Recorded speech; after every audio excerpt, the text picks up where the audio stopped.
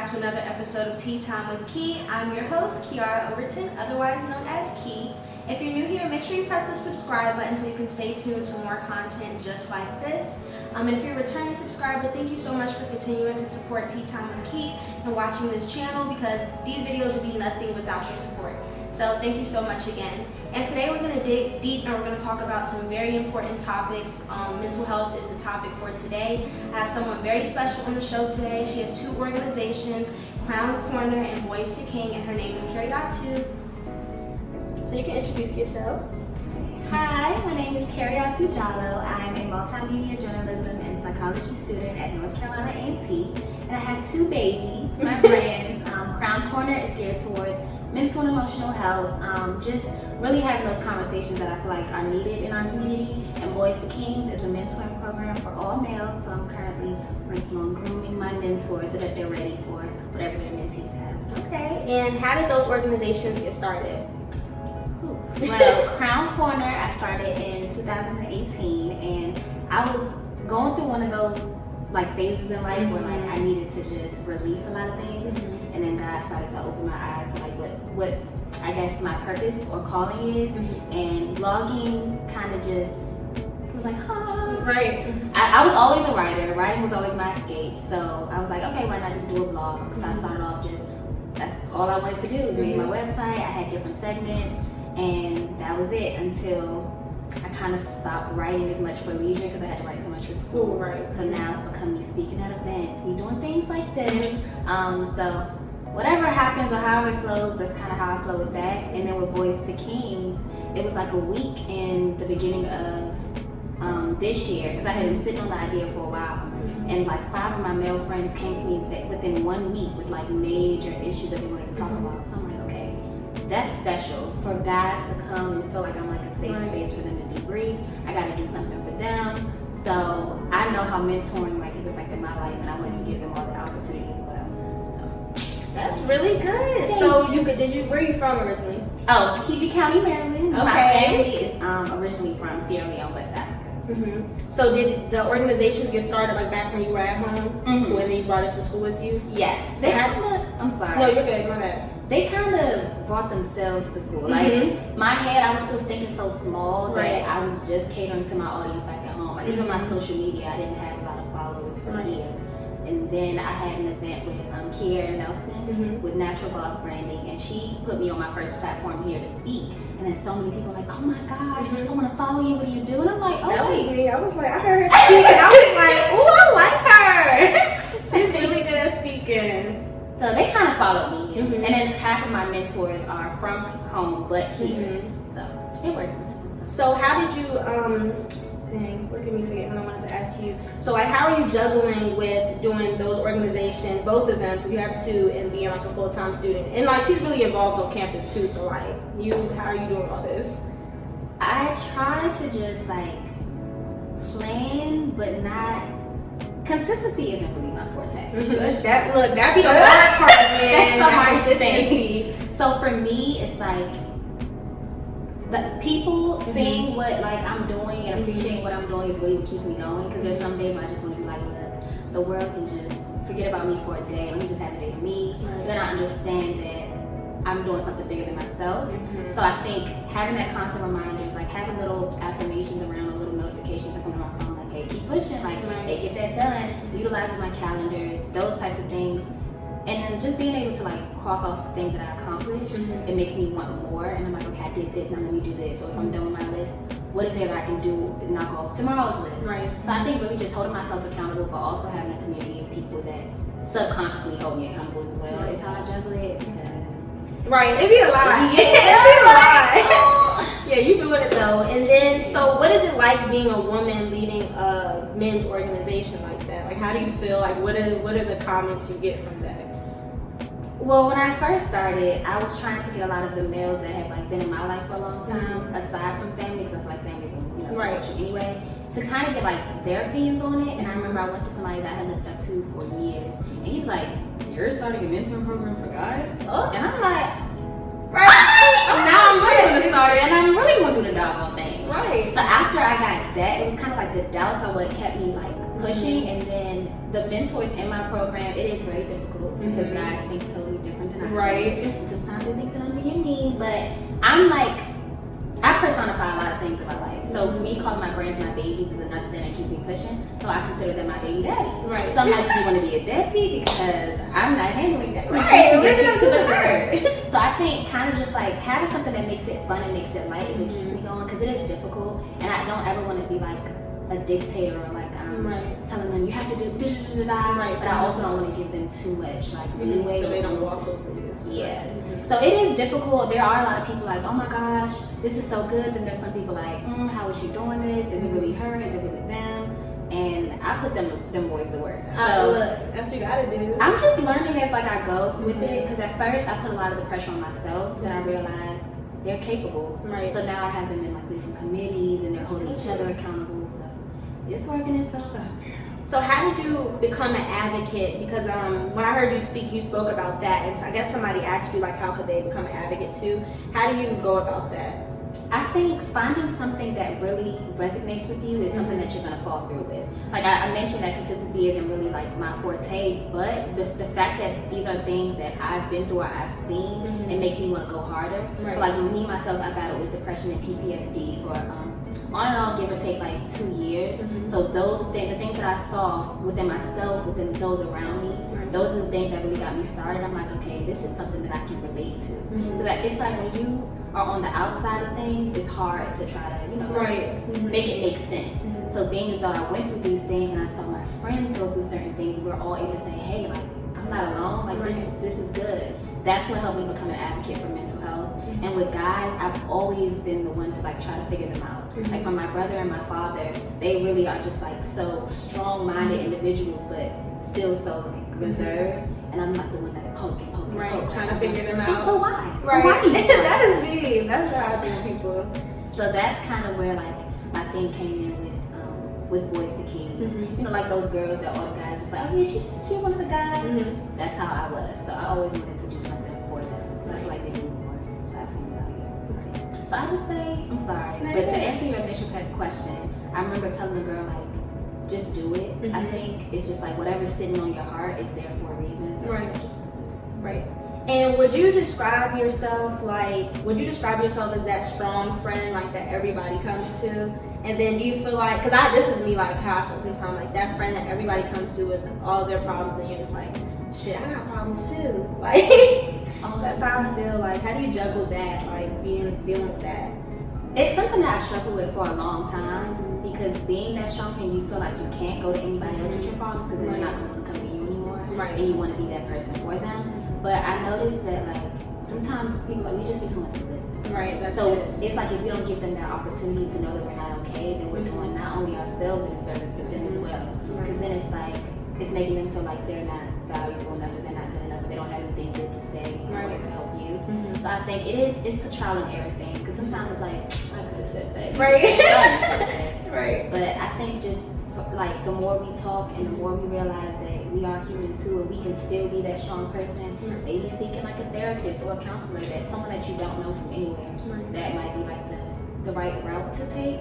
So now I kind of I've done a good job with observing, figuring out which friends I can tell like certain things, and who will be able to give me feedback, who will just be a listener, so I don't expect like the feedback friend to just listen, and I don't expect the listener friend to give me feedback. I feel that.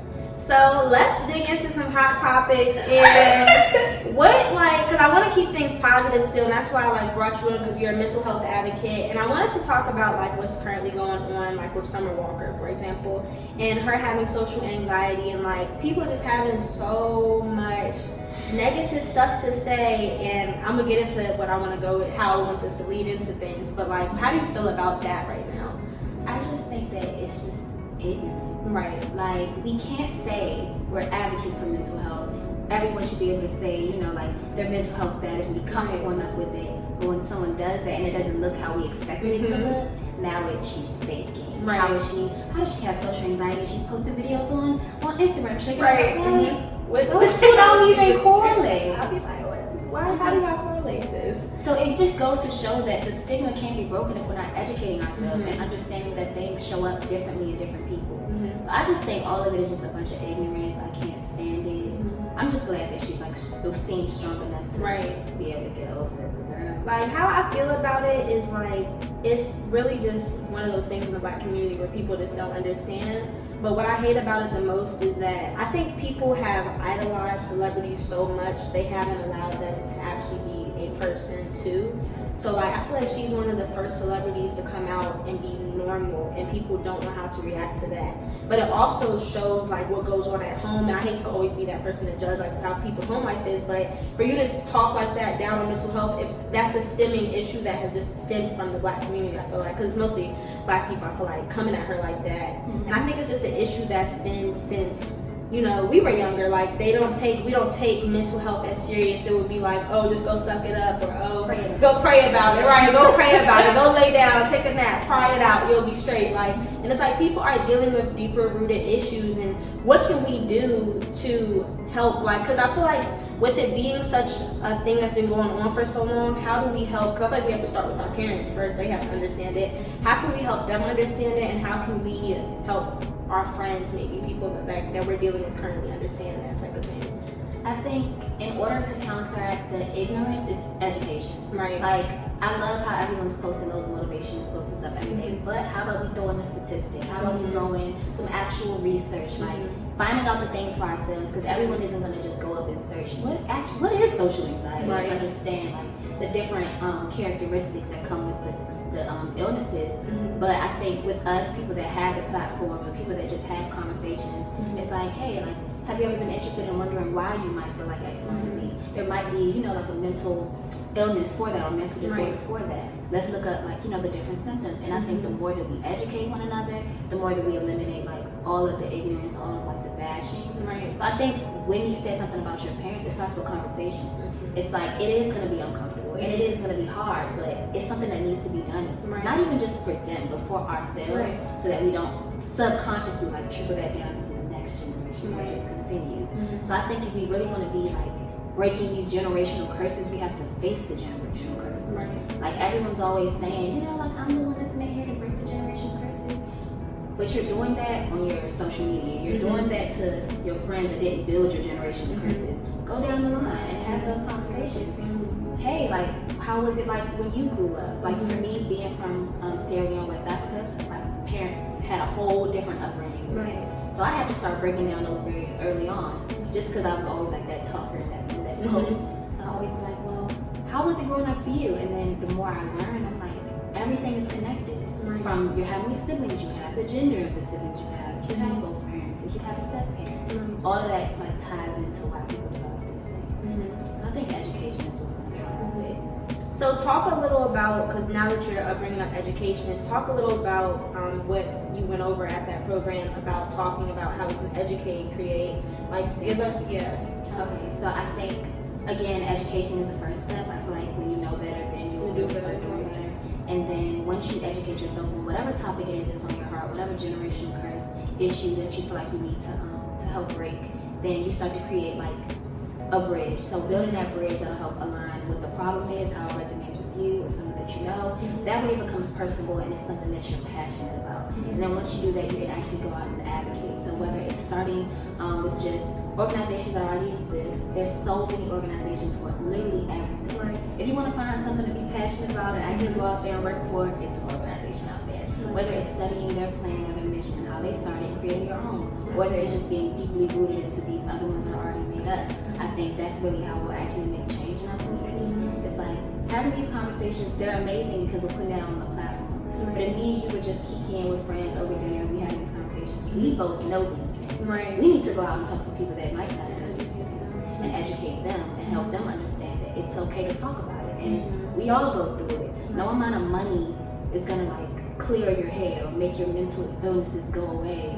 So I think really just educating yourself so that you can create kind of like a deeper rooted passion because you have that understanding, and then going out and spreading that. Those are Yeah, I like what you had said about like us needing to have those conversations, because back in high school there was an incident it was at a different school. I went to Howard County. Have you heard of Howard County? I say most people haven't. But I went to school in Howard County, and it's real, you know, white and stuff like that. So at one of the schools, it was like this crazy, back when Periscope was going around, this crazy thing happened where a boy got on, and he was just being super racist. He was just like saying crazy stuff, and it was on Periscope, so it was on live, so somebody recorded it, and they tried to delete it fast enough, but somebody recorded it, sent it out, you know, everybody in the county saw it, whatever.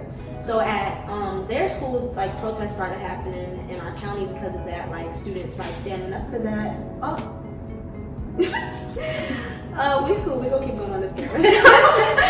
Look, the camera had died, that's what happened, y'all. But I was about to say, so yeah, so protests started happening at school and things like that, and we led one at our school, and basically what it was called was Stop the Silence and Start a Conversation, because that's typically the issue, is that people won't have these conversations, and we have these little small talks in private, but what can we do to go out there to really educate everyone else? And that really trickled a whole like dialogue after us doing that, because we started having like things at the school. We had parents come and we would talk to them, because I really do think it starts with like the older generations, because I mean, yeah, it starts with us too, of course, but it really starts with them, because we got to get them to understand before they go on. Like, they can't just, I don't want them to leave this earth and not realize some of these issues and allow them to just stay like that.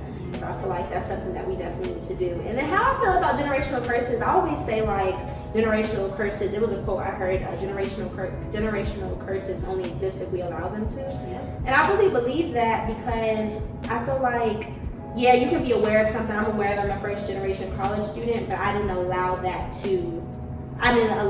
curse to be that. Like, if that makes sense. Like, how do you feel about that? To be a curse? Yeah, I think that that's so true. I feel like we truly have to create the lives we want for ourselves. Mm-hmm. So with me, I hear both sides. I hear just the African American community and then just the African community. Mm-hmm. And a lot of them say, you know, like, they have typical African parents and don't let them do X, Y, and Z. And I'm like, what do you do about it? Right. Don't stop having that conversation. I don't care if you have to cry every time you open your mouth. Keep opening your mouth until them tears dry up. Mm-hmm. Like, keep being the one to push the envelope for yourself, and then you'll see how it affects like a whole generation. Mm-hmm. Because for me, I didn't realize what I was doing so young by not backing down. Whenever I got turned away, stay in the child's place. Well, what is a child's place? Right. Or you can't say X, Y, and Z, but I'm telling the truth, and you tell me not to lie. So having those conversations really helped me understand like where my parents were coming from, what it looked like, and how it resonated in my life, my siblings that's coming after me. So I think you really truly have to be the one to say, like, I'm not gonna let this consume me. I'm not gonna fall victim to this curse.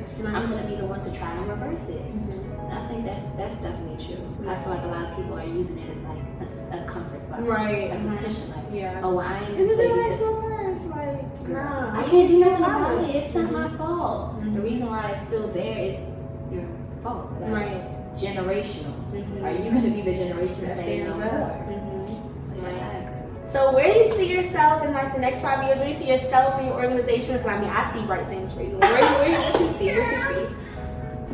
Honestly, I really want Krowned Korner to really become a community. So I know in the future I want to have like an actual space where I like all the arts, just like hair and makeup, right, and getting dressed and stuff. So I want to create a corner for women to just feel safe. And then with the women, I feel like we're the lead, so then I feel like the men are tripping men afterwards, and the women getting healed and stuff like that. I want Krowned Korner to really become a corner. So whether it's selling merch, the things that I like, the things that I do for self-care, being able to spread that with others. I want Krowned Korner to grow in that aspect, keep doing speaking engagements and just reaching different communities in different areas, starting those conversations. And with Boys2Kings, I want it to become like a staircase. I call it like a staircase effect. So my mentors, when they get their mentees, I want their mentees to be groomed up to become mentors, and so on and so forth, so that everyone feels like they have somebody. I really just want us to shake just the violence and all of like the stereotypes and that the black men, I feel like, are facing on a day-to-day basis. So for the next 5-6 years, that's where I want my babies to grow. I feel like calling them babies really helps me, because I'm like, okay, now my baby's 1. She's walking. Make it personal to you. Boys2Kings is coming right up trying to be like his sister. So it's like I like competition. I like that a lot because it keeps me like focused. I'm like, I have to nurture and take care of my babies forever. Right. So I think with each phase and each age, I get what you mean. Come like a new opportunity and just rolling with the punches. Me myself, I'm supposed to be graduating in May. You graduated today, girl? Yes, I'm Oh, go ahead. You graduated early, ain't you? Go ahead, look. She doing it. Girl, I'm like, you doing it up. So for me, I really just want to find like how to turn my purpose into my income as well, and then finding different streams of income. So I'm trying to educate myself now before I'm tossed out there into the real world. So for the next 5 to 6 years, for me, since I've given myself this year like a wiggle room, that's good. I really just want to try to find something that's nearly perfect. Right.